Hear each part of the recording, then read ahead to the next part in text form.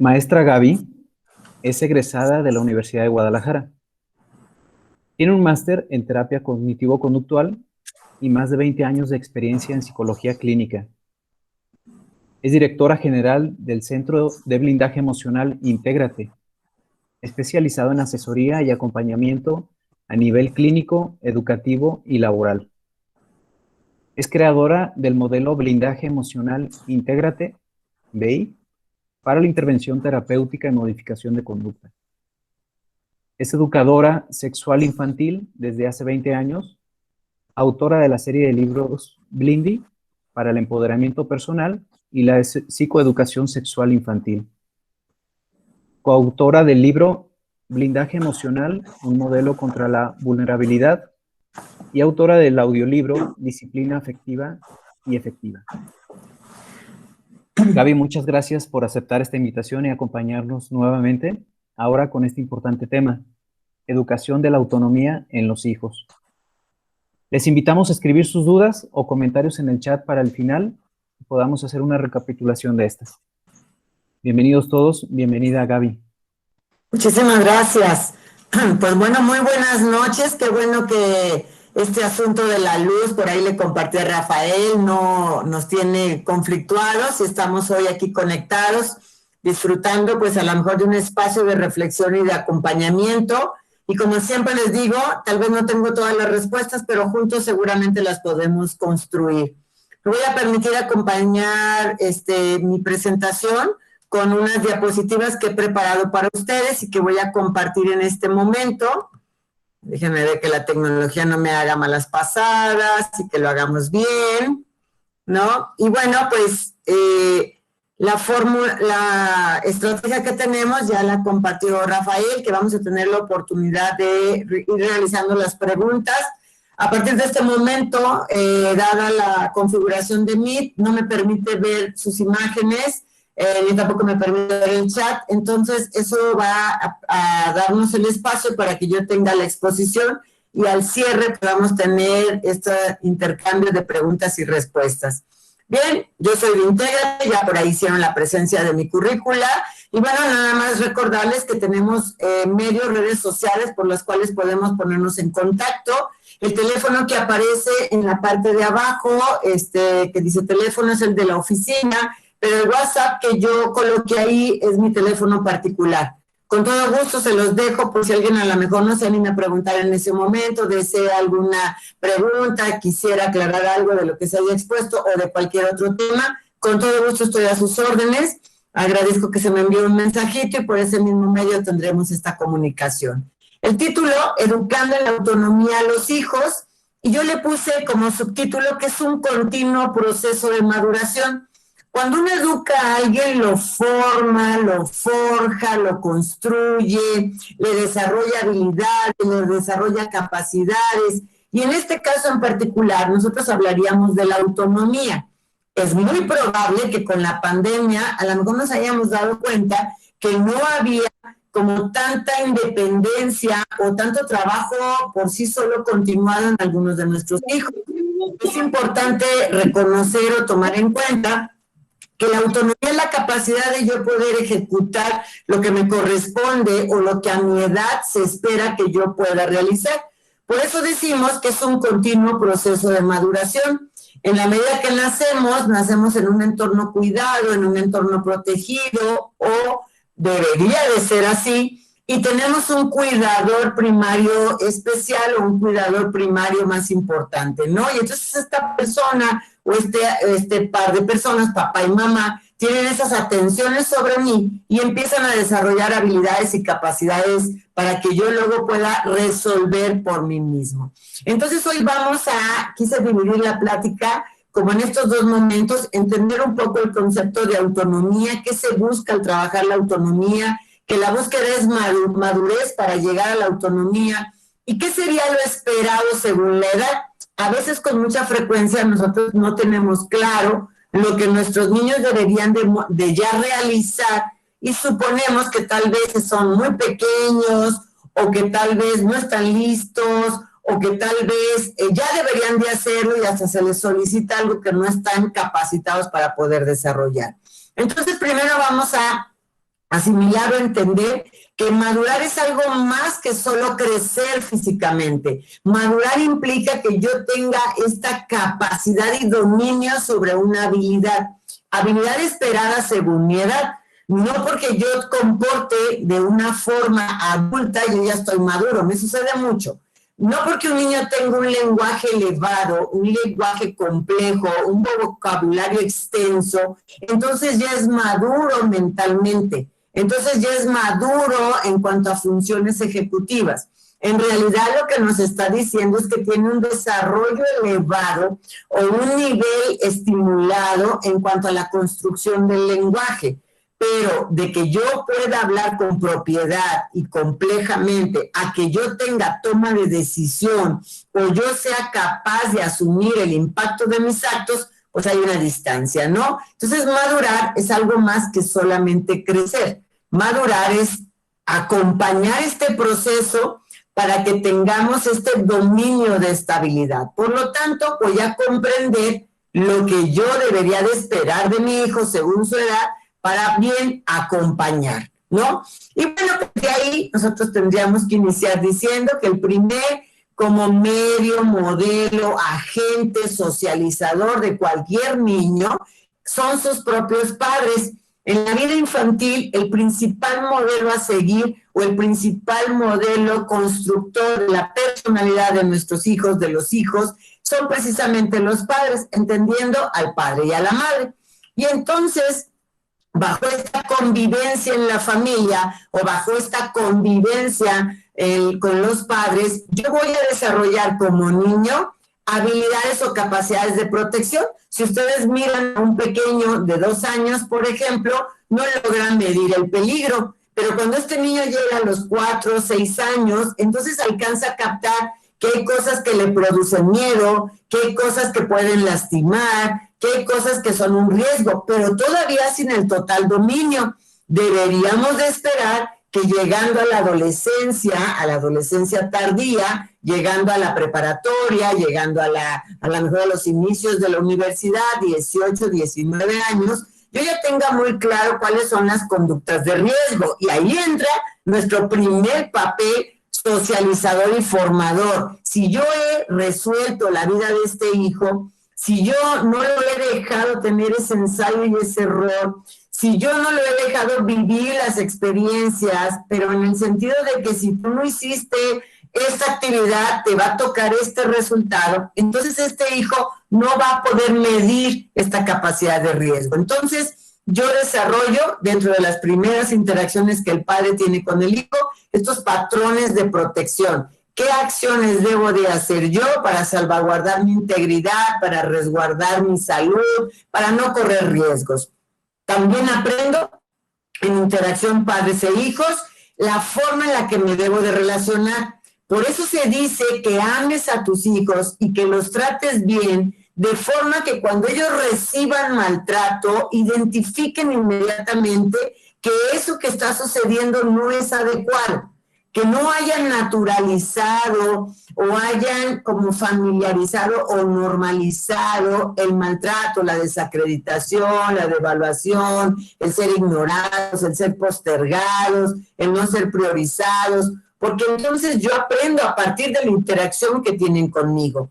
Aprendo a partir de cómo me atienden, me demuestran su afecto, resolvemos conflictos, nos comunicamos. Y finalmente, dentro de esta interacción padres e hijos, yo aprendo valores, principios, aprendo lo que es importante, aprendo lo que es trascendente, aprendo lo que es útil, aprendo lo que es valioso y junto con todas estas habilidades de autoprotección, de sana interacción, de principio de vida, de valores, se generan lo que llamamos habilidades socioemocionales.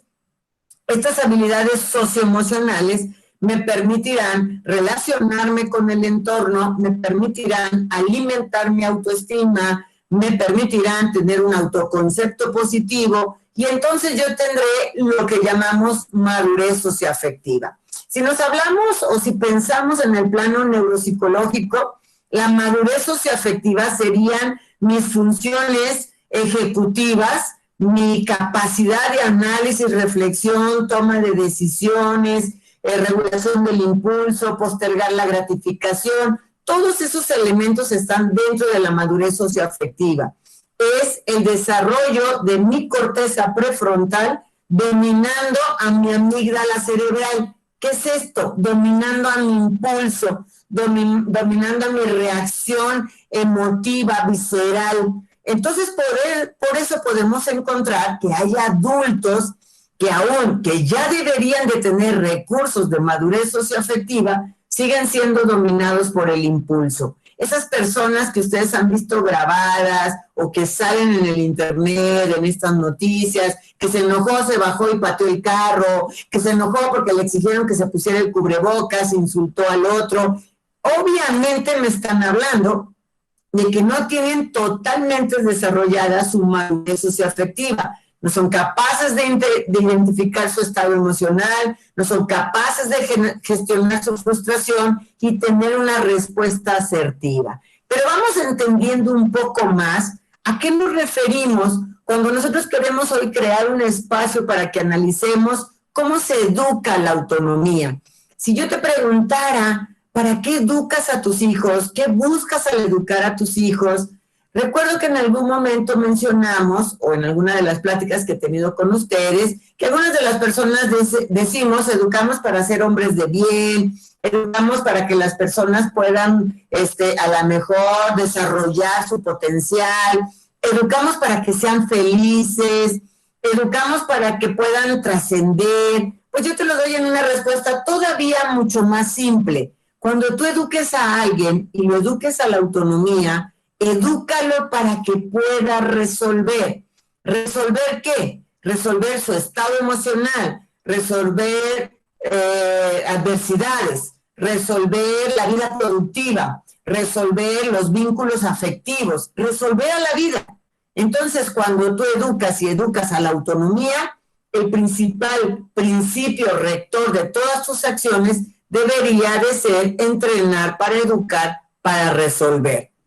Y si alguien es capaz de resolver, va a tener autoestima, va a tener un autoconcepto positivo, va a tener recursos, va a tener habilidad intelectual, va a tener principios y valores que sean propios de esta convivencia humana, egoístas o centrados en su necesidad. Pero vamos avanzando. ¿Qué es esto de educar para desarrollar esta madurez que nos va a dar la autonomía? Bueno, primero vamos definiendo. La madurez es esta aceptación de nuestros recursos y nuestra capacidad y las circunstancias que yo tengo enfrente. Si, por ejemplo, algo no me sale bien, es de personas maduras que yo asuma que a lo mejor equivoqué o fallé en algo y que tengo que hacer estrategias diferentes para poder resolver. Cuando yo tengo madurez, por ejemplo, y a lo mejor algo resulta frustrante o resulta como angustiante, pues yo tendré los recursos para identificar qué estado emocional me está dominando y cómo poder hacer acciones para que yo pueda como afrontar esta situación. ¿Cuál es la tarea de los padres cuando estamos hablando de madurar? Pues bueno, te voy a dar los medios para que tú puedas entrenar y superar tu dificultad. Ejemplo, para que un niño desarrolle el lenguaje, madure en su lenguaje, yo tendría que darle el estímulo y tendría que entrenarle a que pueda hablar. Si hablamos del lenguaje, pues se le llama verbalizar la acción. Ah, ¿quieres el agua? Esto se llama agua. Ahora vamos a la calle. Claro, estamos caminando por la calle y estoy verbalizando la acción, estoy entrenando a hablar y le estoy mostrando cómo hacerle. Entonces, le otorgo los medios y la forma en la que él pueda superar eso que debe de lograr. Entonces, madurez parecería que sería lograr niveles de crecimiento o de avance. La tarea de los padres sería proveer de esos medios. Por eso te llevo a la escuela, para que tú pases de niveles escolares, madures tus habilidades intelectuales, tus habilidades sociales, tus habilidades académicas, y entonces tengamos como al final un resultado, ¿no? La acreditación de grados escolares o la acreditación de un nivel escolar. ¿Qué es la autonomía? La autonomía es que yo logre como ser independiente. Por ahí hay un concepto que dice que soy un individuo y que después construyo una individuación. Los individuos somos cada uno como particulares. Alguien individualizado es alguien que ha hecho características y rasgos propios de su persona, que aunque todos tienen, por ejemplo, todos los niños de edad primaria, de primero a tercero o cuarto de primaria, son motores. Pero este niño mío es capaz de subirse al árbol, tiene la autonomía, la capacidad para idear cómo subirse a ese árbol. Todos los niños de edad preescolar pueden brincar, pero el mío sabe que brincando puede llegar a una distancia más larga en un solo movimiento. Entonces estoy generando autonomía, pero la autonomía es un proceso completo. Cuando yo tengo autonomía es porque yo tengo la capacidad de hacer acciones que corresponden a mi edad, pero que también me dan esta independencia. Este niño que solo se sienta a hacer la tarea, este niño que cuestiona o pregunta lo que está viviendo, este niño que va y pide lo que necesita. Entonces estoy teniendo autonomía, esta independencia mental, soy capaz de crear cómo resolver. Entonces la madurez me entrena a cómo hacerlo a partir de reconocer mis recursos. Y la autonomía me genera este recurso para que yo pueda idear cómo resolver. Por eso es importante caminar de la madurez, el desarrollo de una habilidad o de una capacidad correspondiente a mi edad o al momento, y la autonomía, esta como elección particular de cómo afrontar eso que yo estoy necesitando. ¿Cuál es la tarea del padre? A diferencia de la anterior, que yo te voy a proveer del medio enriquecido para que tú puedas encontrar estímulos y que puedas superar esta dificultad, en la autonomía el padre tendría que dirigir. Como te voy a dar cierta independencia, entonces tendría que estar vigilante a lo estás haciendo mal. El ejemplo que tengo ahí, yo tengo un niño que se está abrochando su ropa, entonces tiene autonomía, tiene la capacidad de comprender o entender cómo se abrocha esta camisa. Pero si a la hora de abrocharse omite un botón o se la pone chueca, yo tendría que estar ahí para hacerle ver que lo está haciendo equivocado, para validar su esfuerzo, pero para redireccionar su comportamiento. Entonces la autonomía no es el abandono de alguien, la autonomía es la percepción del logro, de éxito que yo tengo y la forma en la que yo resuelvo esas situaciones. Entonces, si bien son conceptos asociados, no es lo mismo ser maduro a ser autónomo. Yo puedo ser maduro porque biológicamente llegué a cierta edad, pero puedo no tener autonomía en toma de decisión porque todavía dependo de tu acompañamiento, ¿no? Entonces, esta parte es muy importante. La madurez es capacidad, recursos que yo tengo para afrontar lo que estoy viviendo, y la autonomía es la forma en la que yo utilizo mis recursos, ¿no? Y que me llevan a un resultado. Hipotéticamente, la cruzada que uno tiene como padre es que los hijos desarrollen autonomía. Cuando un hijo sale de casa, cuando un hijo se vuelve trabajador, cuando un hijo construye su propia familia, deberíamos de esperar que tenga autonomía. ¿Qué quiere decir? Que tenga independencia mental, que no termine decidiendo por como mis padres quisieran, sino que termine decidiendo como mejor se espera o como mejor convenga. No como convenientemente convenga, sino como mejor convenga. Entonces la autonomía es un proceso continuo. Vamos avanzando. Y bueno, ya en pilares de la educación, según la pedagogía, nosotros deberíamos de enseñarle a alguien a aprender. Inclusive por ahí dice aprender a aprender. Bueno, estos mismos pilares de la educación que se utilizan en términos académicos, pedagógicos, yo diría que también son los pilares que deberíamos nosotros de construir en la formación de alguien. Cuando yo estoy queriendo construir una sana personalidad, debería de enseñarle a aprender a conocerse. O sea, que pueda a lo mejor descubrirse, que pueda a lo mejor identificarse, que pueda a lo mejor reconocer lo que está teniendo dentro de él, ¿no? Estos recursos, estas habilidades, estas capacidades. Entonces yo le voy a enseñar a este hijo a conocerse en el esfuerzo, a conocerse en la actividad, a conocerse en la inmediatez. Yo le voy a enseñar a este hijo a hacer, a resolver, a crear, a construir, a hacer trabajo en equipo, a interactuar con el otro, a modificar el entorno. Entonces te estoy enseñando a hacer, a que yo pueda ser factor de cambio con las demás personas.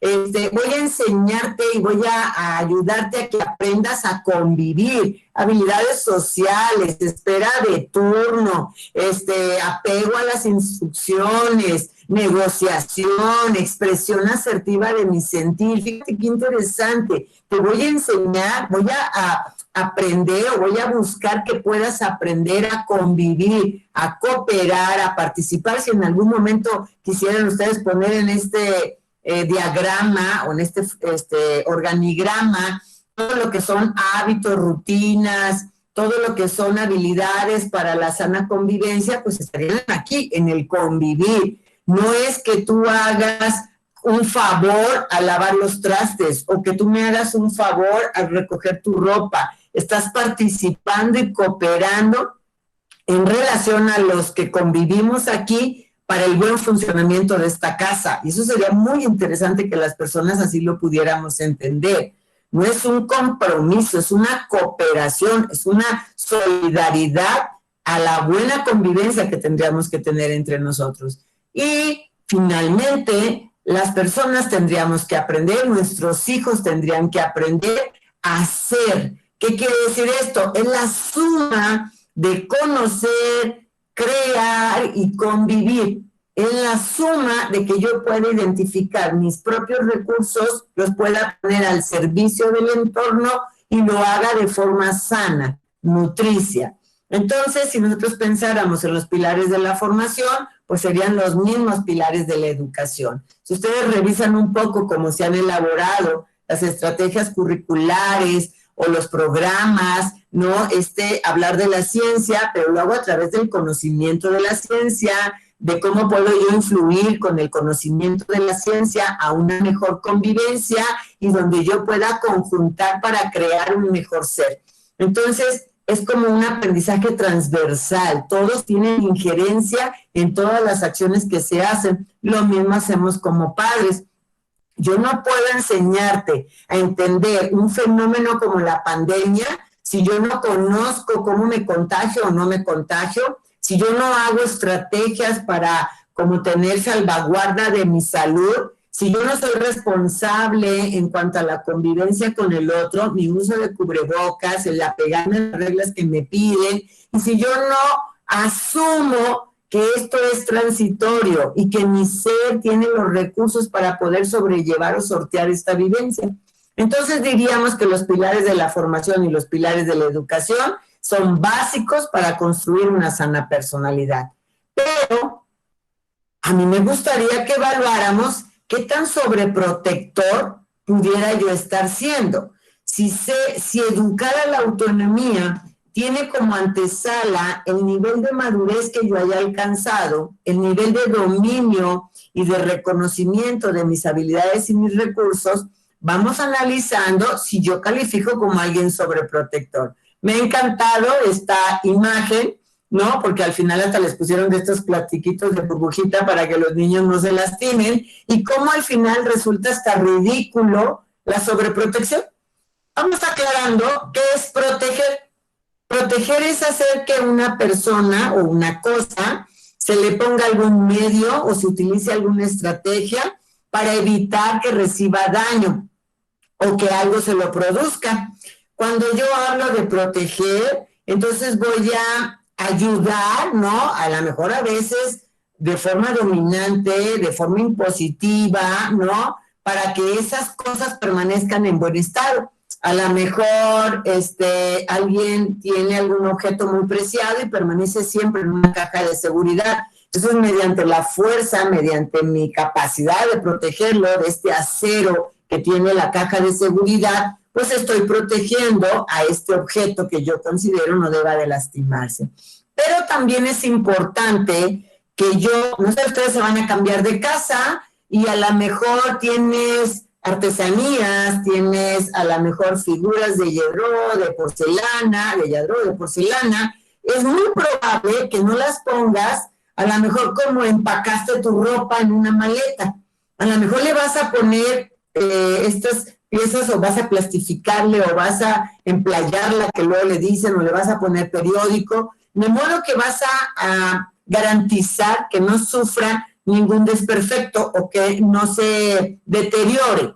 Entonces, la primera pregunta que lanzamos es, ¿por qué si cubro a la estatuilla de cerámica y no cubro a lo mejor a mi ropa? Pues porque considero que la estatuilla de cerámica es más frágil, es débil, está en desventaja con respecto a la ropa que es de un tejido que no se quebra, que no es tan vulnerable. Entonces, la primera conducta que yo quisiera que ahorita analizaras, si tú eres un sobreprotector o si tú tiendes a la protección desmedida, es que el mensaje que estás mandándole al otro es que tú eres vulnerable, tú eres frágil, tú no puedes. Por eso, cuando los papás le dicen a este hijo, súbete al árbol, súbete a la barda, bríncale de ahí, el mensaje que le estoy mandando a mi hijo es tú sí puedes. Pero ya sé que a veces el pensamiento de alguien sobreprotector, de alguien a lo mejor catastrófico, de alguien que a lo mejor es muy ansioso, se va a caer, se va a golpear, se va a lastimar, bájate de ahí.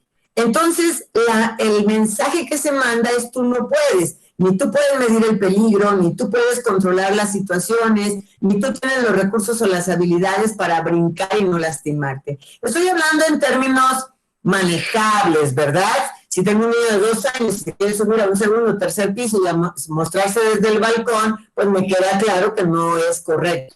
Y no es porque yo lo considere vulnerable, sino es porque no ha desarrollado la habilidad de medir el peligro. Pero, ¿cuántos de nosotros tenemos una actitud sobreprotectora y la traducción o el mensaje que se le manda a alguien es de vulnerabilidad, de fragilidad, de debilidad y de desventaja con respecto a los otros? Acuérdate que madurez es que desarrolle tu potencial y autonomía es que tú solo puedas elegir eso entrenado, eso desarrollado, ¿ok? Eso sería proteger.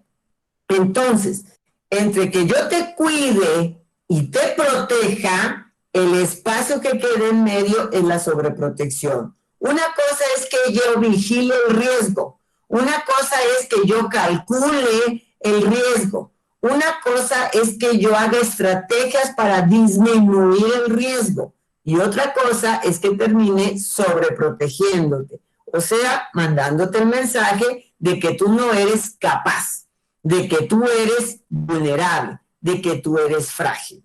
¿Cómo podríamos saber o cómo definimos el concepto de sobreproteger? Pues este cuidado en exceso. Cuando yo te sobreprotejo, la palabra está muy clara.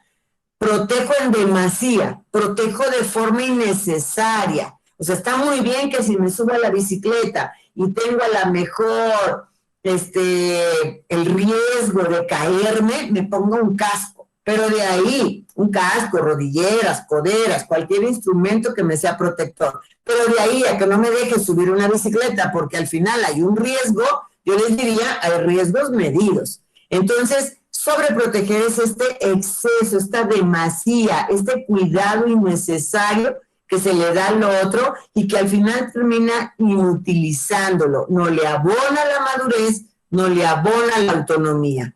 Tal vez yo ahorita les preguntaría, no sé si qué tanto sepan lo que un niño es capaz de hacer dependiendo de su edad, pero si tú tienes un niño ahorita mayor de 4 años que todavía le bañas totalmente, estamos hablando de esta conducta de sobreprotección. ¿Cómo crees, Gaby, que un niño de 4 años se va a bañar bien? No, yo no dije que se va a bañar bien, dije que necesita empezar a aprender a bañarse por sí solo, y dirían en mi rancho, y tú terminas de tallarlo, ¿no? Para que entonces él quede bien, pero el hecho de que yo sienta este éxito, este logro, le abona a la construcción de mi persona. Si tú tienes un niño de más de estos mismos 4 o 5 años y todavía le vistes completamente, quiero notificarte que lo estás sobreprotegiendo.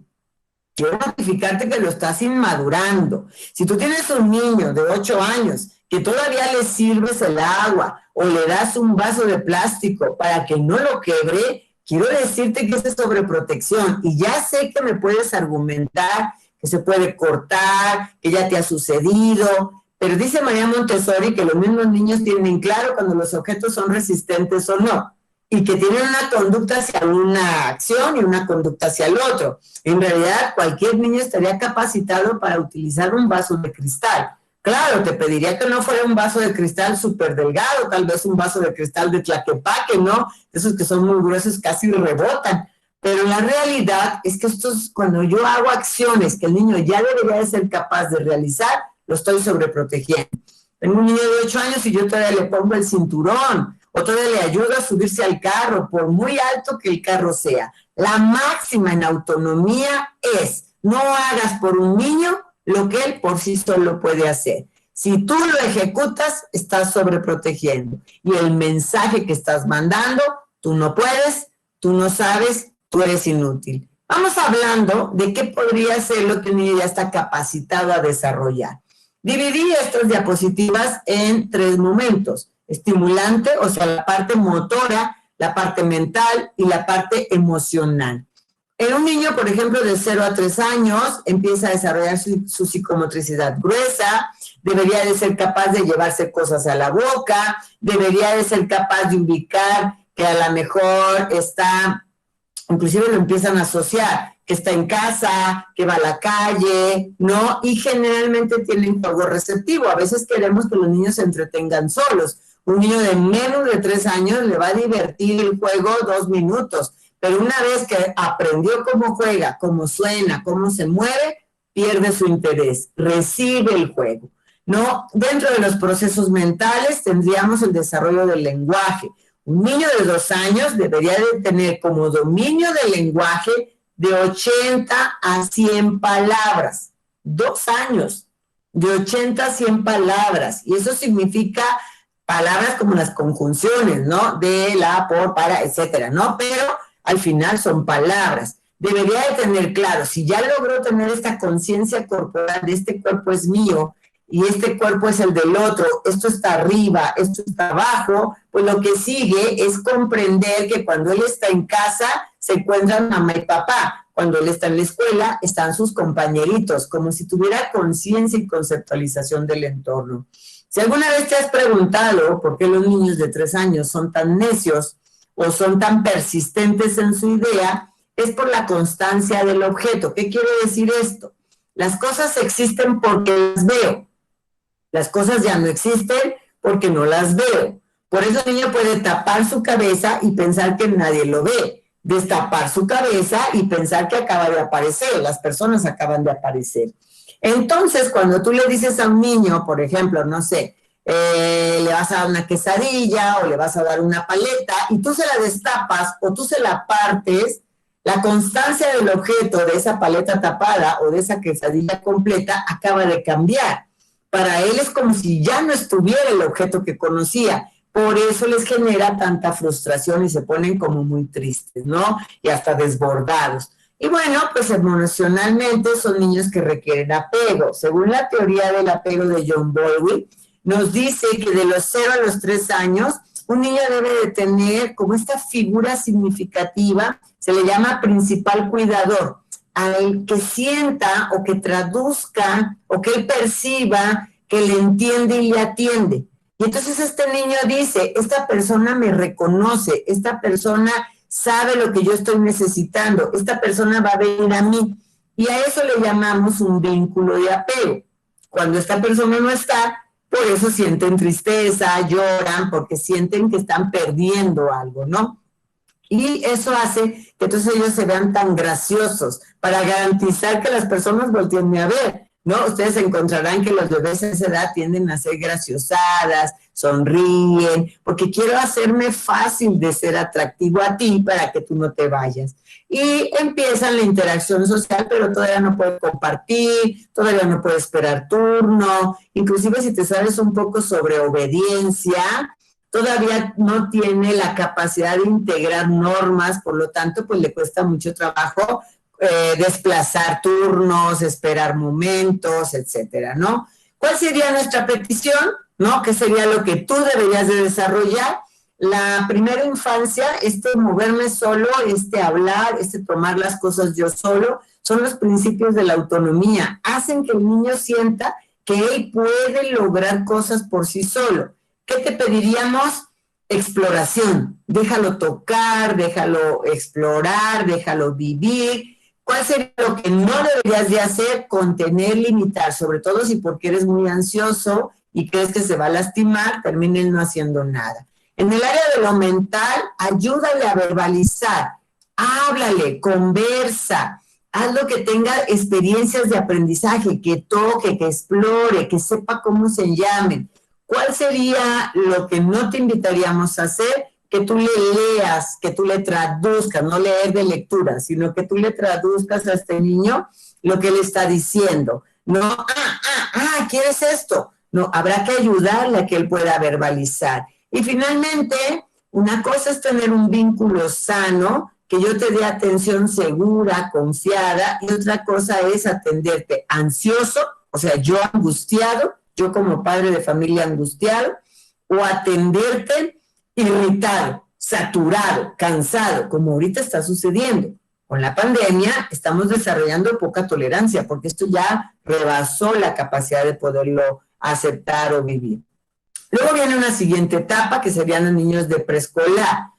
Tercero de preescolar, segundo, tercero de preescolar, hasta el primer grado de primaria.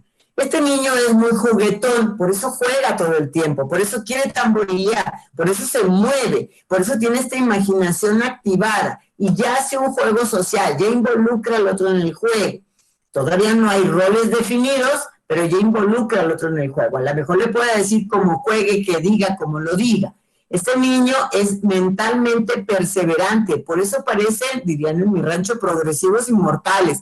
O sea, persistentes, insistentes, tercos, necios, ¿no? Si tú le dices, ahorita nos vamos, ahorita, y están muy centrados en lo que ellos sienten.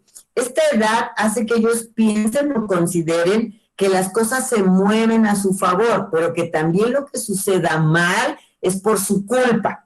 Por eso le llamamos una visión egocéntrica, ¿no? Y son altamente curiosos. Emocionalmente, como tienen tanta fantasía, emocionalmente pueden tener como exageraciones a la hora de hablar o como tener esta percepción de expresiones como de engaño. Todavía no califica como la intención dolosa de mentir. Él cree que lo que te está diciendo tú se lo vas a creer y que entonces tú vas a asumir como verdad lo que tú le digas.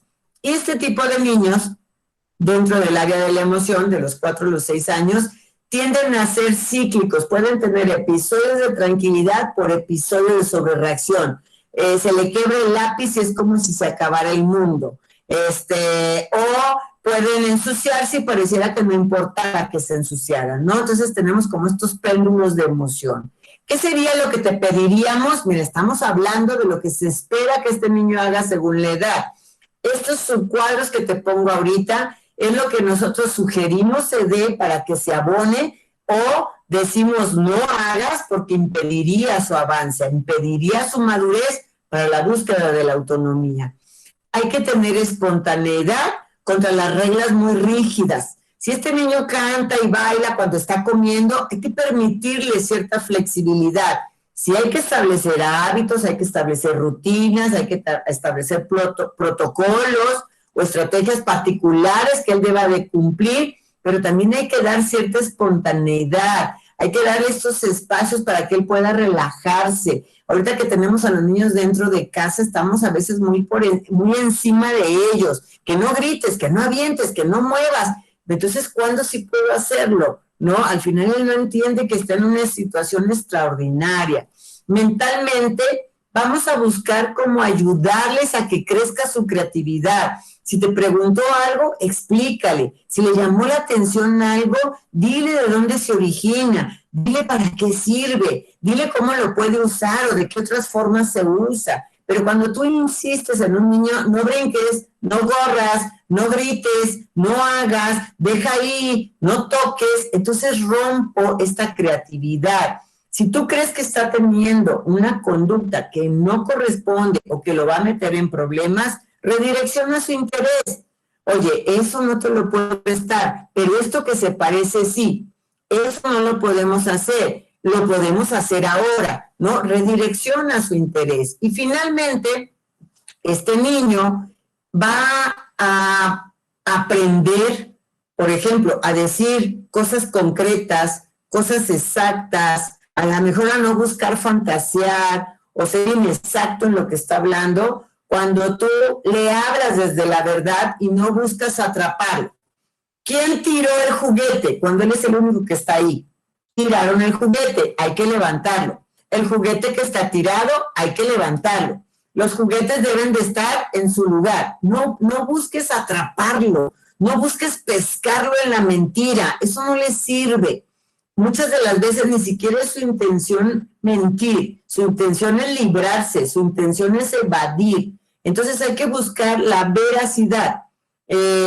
No sé, yo tengo un nietecito y a veces me dice, es que eso no me gustó, cuando en realidad lo quería, pero ya no se le va a dar. Ah, te refieres a que como ya no te alcanzó, prefieres decirme que no te gustó.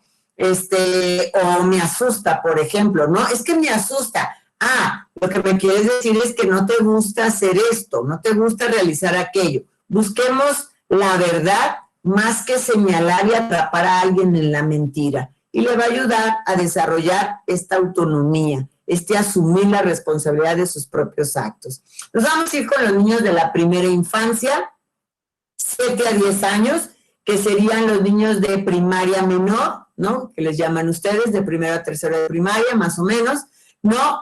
Y este niño, a diferencia del de preescolar, que es juguetón, es de energía. Yo creo que al final del día tú dices, ¿dónde se le acaba la pila a este niño?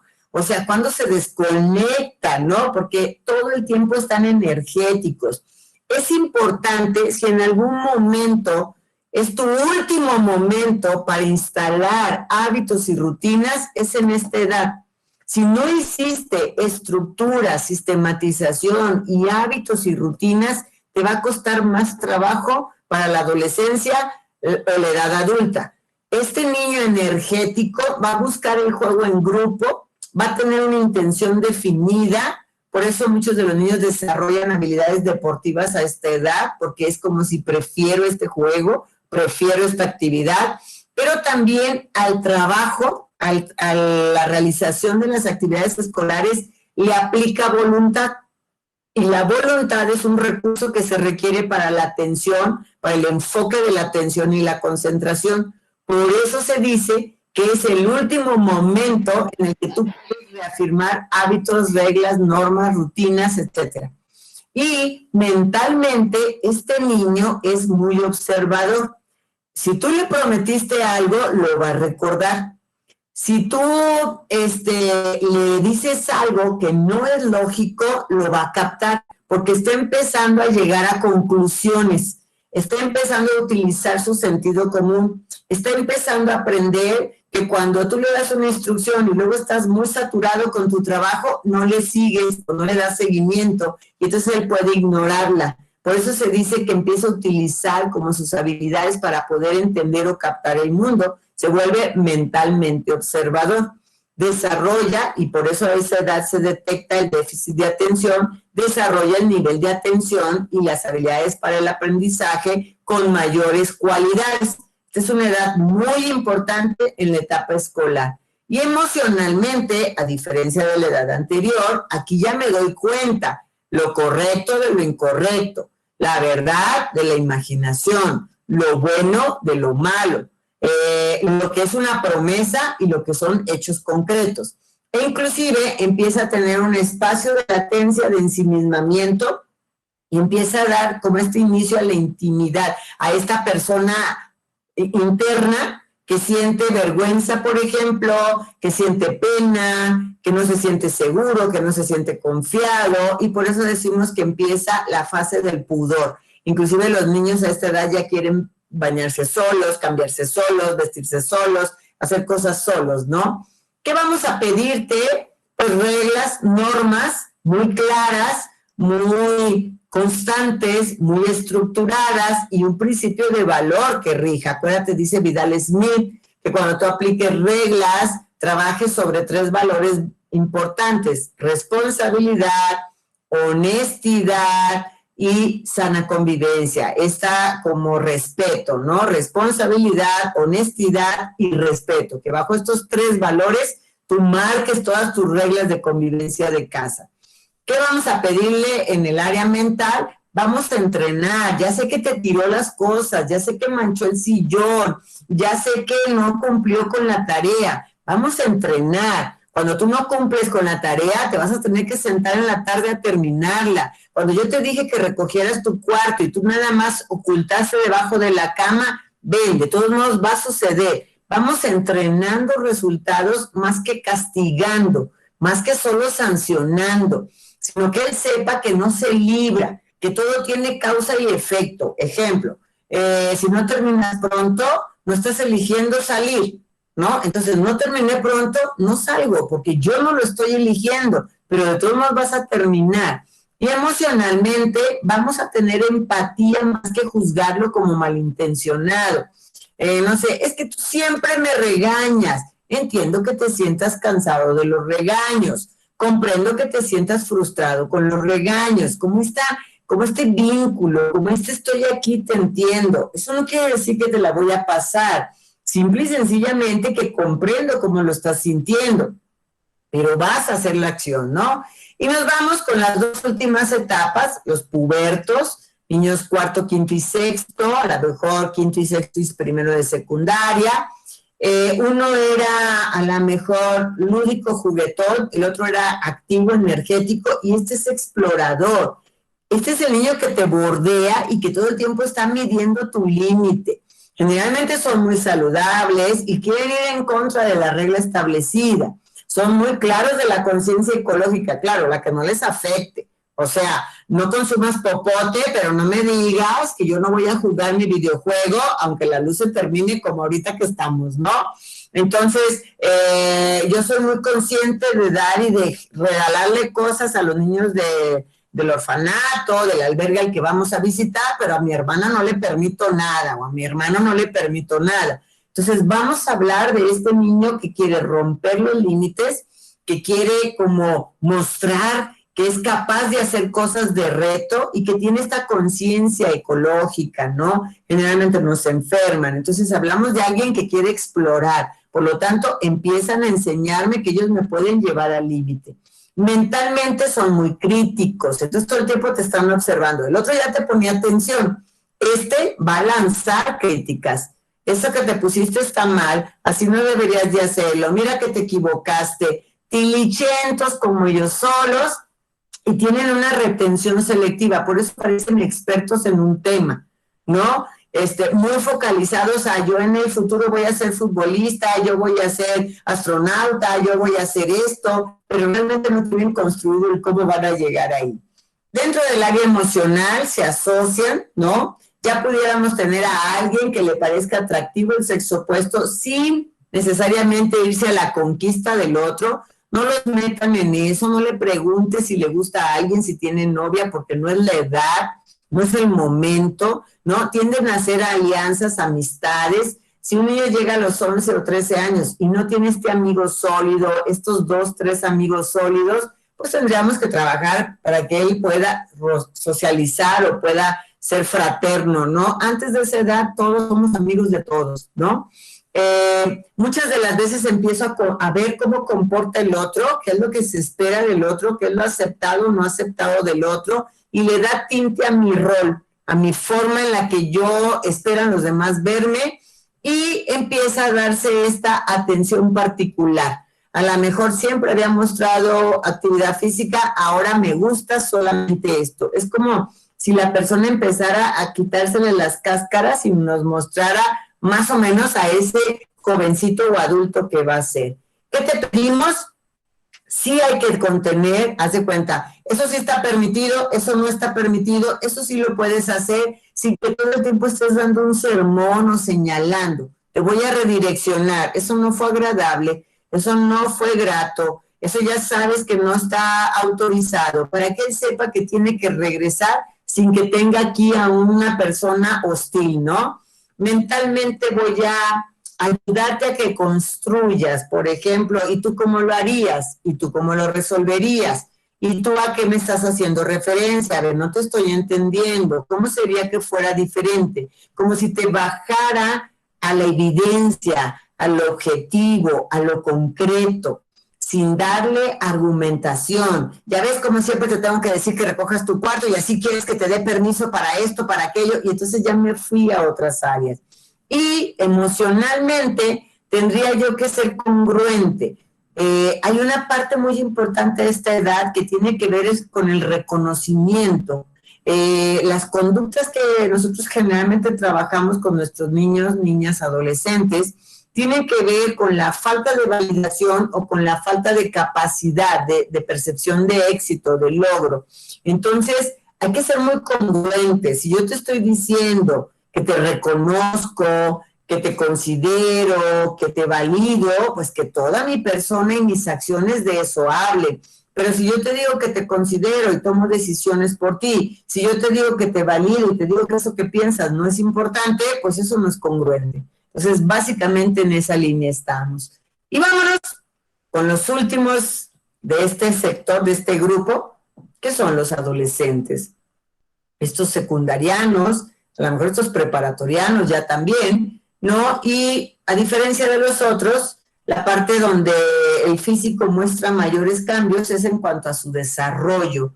Estos adolescentes pasan por episodios de gran actividad como por episodios de aletargamiento, por eso duermen más, por eso se mueven despacio, pareciera que les preocupa mucho lo que los otros piensen, no necesariamente sus padres, sino esta apariencia, esto que ellos proyectan. Y pues bueno, pierden el foco de interés porque se vuelven selectivos en lo que conocen. Anteriormente ya eran selectivos en lo que les gusta aprender. Ahora ellos hacen como un expertise del conocimiento. Por eso la mayoría son grandes tecnólogos, ¿no? Y creen todo lo que las redes dicen. Ese es un gran riesgo.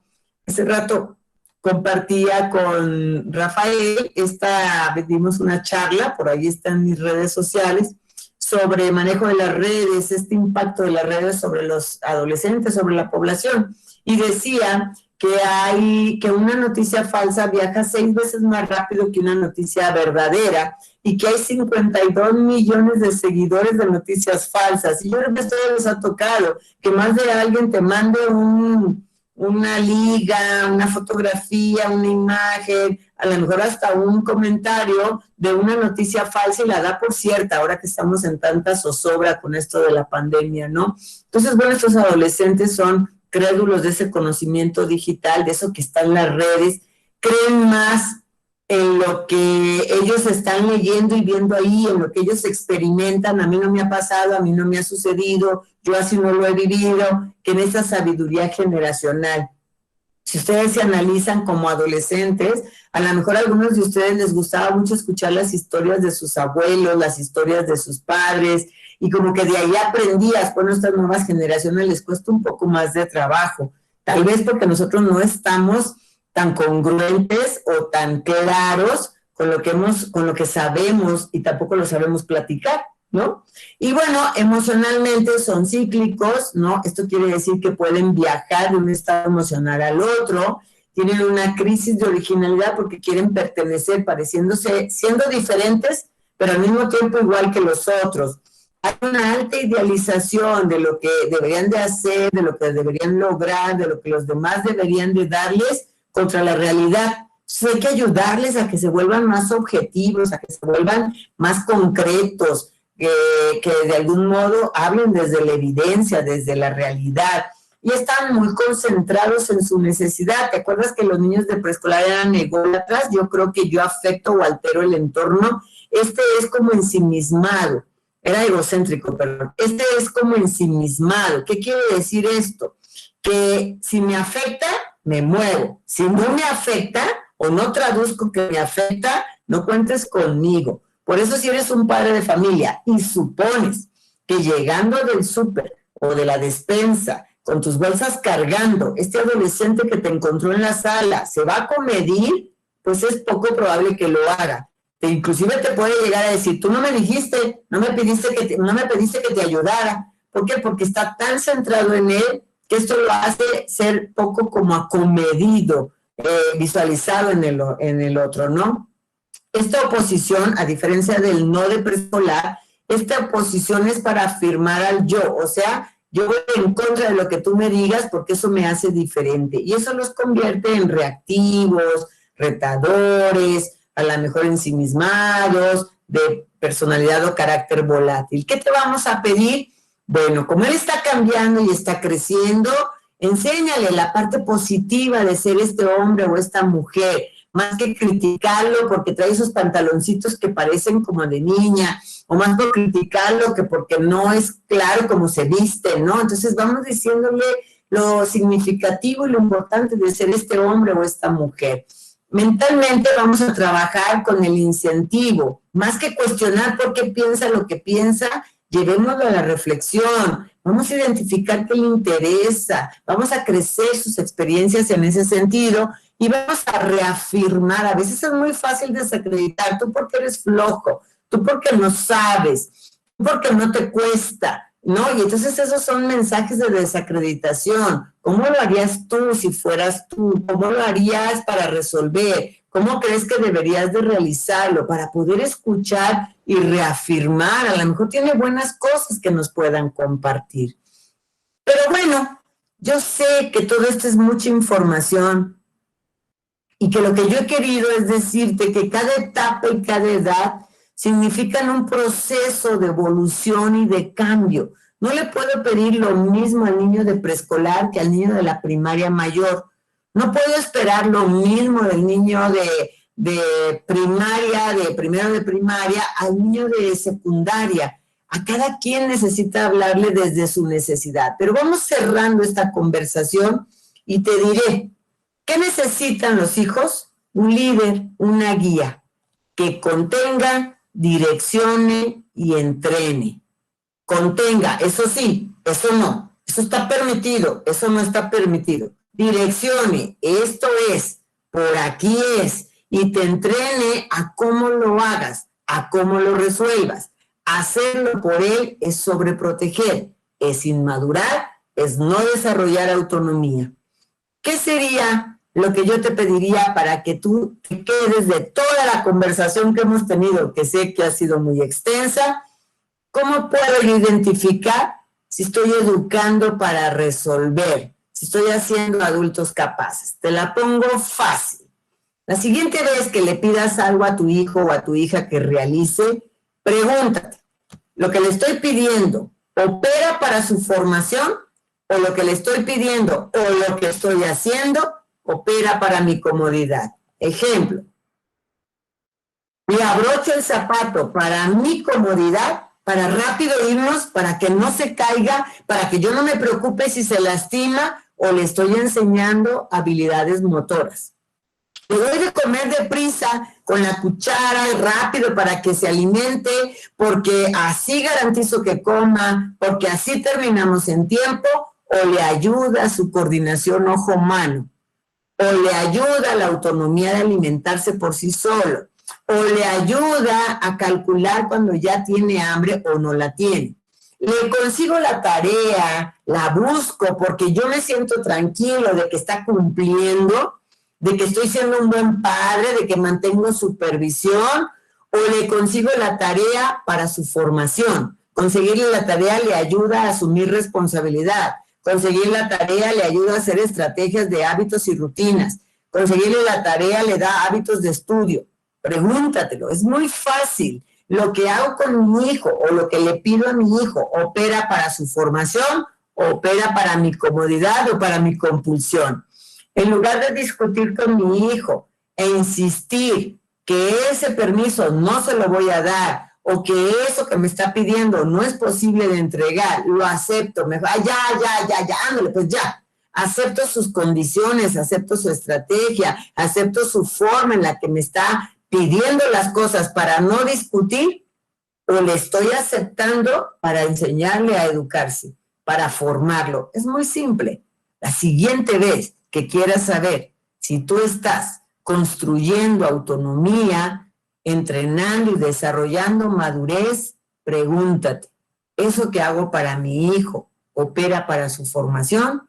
¿O opera para mi comodidad, tranquilidad, compulsión, inmediatez, o la palabra que le quieras poner? Si opera para lo segundo, deja de hacerlo. Estás sobreprotegiendo, estás inmadurando, estás desarrollando dependencia. Elige lo que le ayude a formarse. María Montessori decía, no hagas por un niño lo que él por sí solo puede hacer. Aunque te lleve más tiempo, aunque tenga más intentos, aunque se desgasten las formas, habrá que trabajar por la formación. Y me encontré por ahí esta frase que con esta quiero cerrar. Tus hijos no tendrán éxito gracias a lo que hayas hecho por ellos, sino gracias a lo que les hayas enseñado a hacer por sí mismos.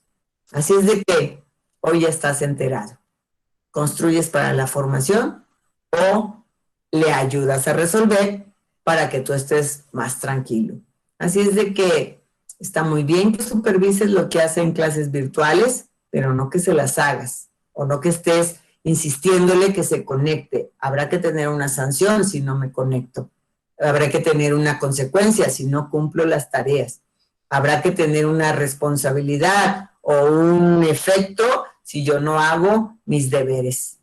Eduquemos para la formación y no eduquemos para la dependencia. Eduquemos a la autonomía. Pues estoy lista. Ustedes díganme.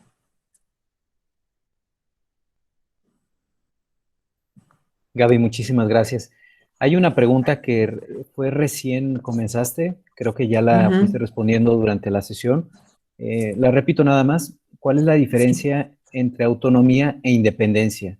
¿Cómo sugieres gestionar el proceso de ceder la libertad a los hijos? La autonomía y la independencia están vinculados. Cuando yo soy autónomo, estoy gestionando independencia, independencia mental para la toma de decisiones y la forma en la que yo resuelvo a la vida.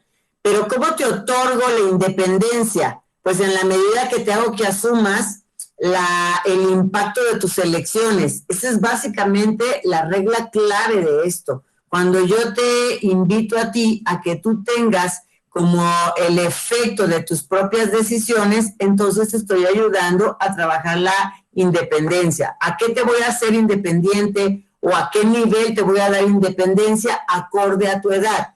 No vería yo que un niño de preescolar vaya a cruzar una avenida de forma independiente cuando no ha tenido la capacidad de entrenarse para observar y calcular distancias, pero tal vez uno de primaria pudiera ya hacerlo, o tal vez un niño de 6 años entrenado y desarrollada esta habilidad pudiera hacerlo. Entonces, esa es la parte importante. La autonomía se culmina con la independencia, entonces básicamente sería ahí la fórmula que tendríamos.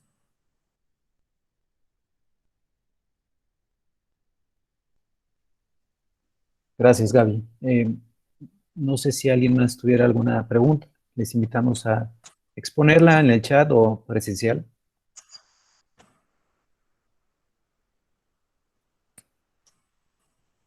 Mira, Gabriel tiene una aquí, la alcanzo a leer, que dice que ahora con la pandemia, qué tan recomendable es ser exigentes.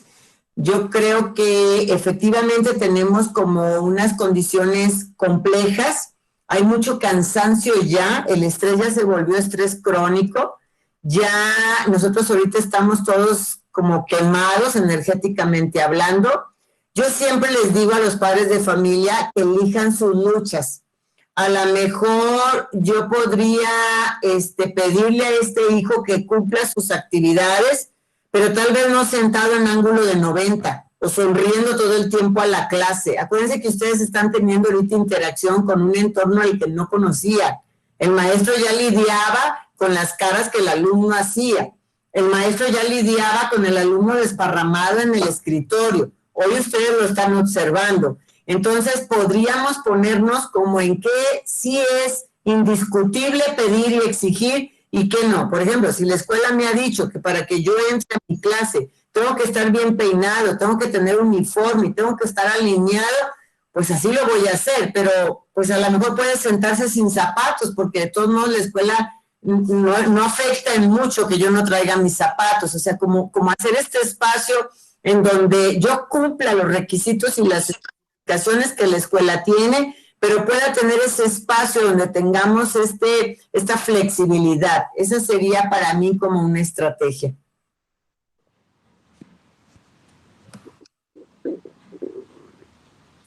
Una pregunta también aquí importante. ¿Hasta qué punto debo apoyar a mi hijo en sus actividades para que las termine guiándolo? Se supone que la guía cercana se da hasta el tercero de primaria. Es como si en el tercero de primaria te volvieras policía y hicieras rondines, ¿no? O sea, el niño está trabajando solo y apareces por ahí como si fueras los rondines de la cuadra, ¿no? Entonces vas y le preguntas cómo vas y observas. Te invitaría a que cuando te acerques a él, no lo distraigas más. Por ejemplo, yo escucho, ¿no? Memes de todo tipo. Se acercan y ponle atención a la maestra, voltea a la cámara, haz una estrategia. Generalmente hay unos recursos que se le llaman estrategias no verbales para el manejo de la conducta en el aula. Entonces a lo mejor llego y te señalo el trabajo y hasta el chiquillo va a voltear a verte. ¿Qué? Tú no dices nada, solamente le señalas el trabajo para indicarle que debe de estar trabajando, si eso es lo que está haciendo la maestra. O puedes hacerle la señal de que guarde silencio, o puedes hacerle la señal de que observe, de modo que tu intervención no termine siendo más distractor. Pero hipotéticamente tú haces un acompañamiento cercano desde el preescolar hasta el segundo de primaria, y a partir del tercero de primaria tú debiste haber dejado los recursos para la autonomía. Ahora, yo tengo un niño distraído, yo tengo un niño sin hábitos, yo tengo un niño con a lo mejor una conducta poco entrenada, pues una cosa es que yo te diga que en tercero de primaria debes de soltarlo y otra cosa es que tenga esos recursos ya hechos. Entonces, si este niño es distraído y es disperso, pues vas a tener que estar ahí más tiempo todavía, ¿no? Entonces, básicamente sería hasta el tercero de primaria para que tú estés ahí como presente. Ahorita los niños se encuentran este espacio de conveniencia de tener a ese otro maestro particular al que le puedo preguntar. Entonces tú puedes pactar. Yo te voy a contestar hasta que termine tu clase. Antes tu maestro te debe de enseñar. Antes tu maestro te va a explicar, ¿no? Y como entrenar estas habilidades. Ese sería mi aporte o esta sería mi sugerencia. ¿Cómo manejar la frustración? Es una pregunta más. Sí. Bueno, mira, primero vamos aprendiendo a manejar la nuestra, ¿verdad? La frustración se da por la alta expectativa, porque yo tenía planteado una situación o una vivencia y esta no se cubre. Yo te invitaría que a lo mejor le pudieras decir a este niño como verbalizarle, ¿no? Solo no te salió, entiendo que te sientes muy molesto. Puedes inclusive cuando alguien está muy alterado y muy fuera de control que se desconecte, que se retire, que se tranquilice para que vuelva a regresar. En la medida que yo me siento capaz de resolver, mi frustración es menor. En la medida que yo tengo una exigencia alta y no me sienta capaz de resolver, mi exigencia es mayor y mi reacción es más grande. Si alguna vez han querido comprender un poco la línea del enojón, de dónde le nace el enojo al enojón, valga la redundancia, el enojón tiene necesidad de controlar. Y el que controla, quiere controlar porque quiere mantener a raya a su inseguridad. Entonces, tú alimentas o trabajas la inseguridad de esta persona, le das certeza, le das seguridad y ya no tiene la necesidad de controlar. Y como ya no tiene la necesidad de controlar, las cosas no le frustran porque realmente ya no se siente agobiado, porque no salen como él las espera. Entonces te invito, si alguien está muy intolerante, verbalizar, solo estás enojado, solo te sientes molesto, entiendo que no te gustó. Siguiente fase, ayudarle a que se desconecte, hay que desconectar el foco de la atención, ¿no? Como a ver, tranquilízate, a ver, vamos a empezar, a ver exactamente qué te está pasando, puede generar respiración, puede desconectarse y volver a nuevamente insistir. Ese sería el manejo de la frustración. Ya si tienes ahí tu bote de la calma o tu globito para respirar, de inflar y desinflar, será también útil, pero en realidad el irritable o el intolerante es que creció su idea y quiere que sea como él la que planteó. Entonces hay que cambiarle esa idea. Gracias, Gaby. Hay 2 preguntas más. ¿Cómo puedo apoyar a mi hijo si es kinestésico? Ya que su forma de aprendizaje es diferente a la que normalmente yo estaba acostumbrada a cómo aprendí. Okay. Te menciono de una vez la otra. Sí, fíjate que Si uno de los padres no es capaz de controlar su temperamento y su ira y explota con el adolescente o el niño cuando hay fallas o problemas en la escuela, ¿cómo afecta esto a los niños en su desarrollo? Ay, es una pregunta súper interesante. Deja contesto la de arriba que está un poco más simple de contestar. Si tú tienes un niño kinestésico, por lo tanto es un niño de movimiento. Lo que yo requiero es tranquilizarme a través de mantenerme en movimiento. Ponle una pelota en los pies para que la esté moviendo y que no te desespere que está haciendo ruidito.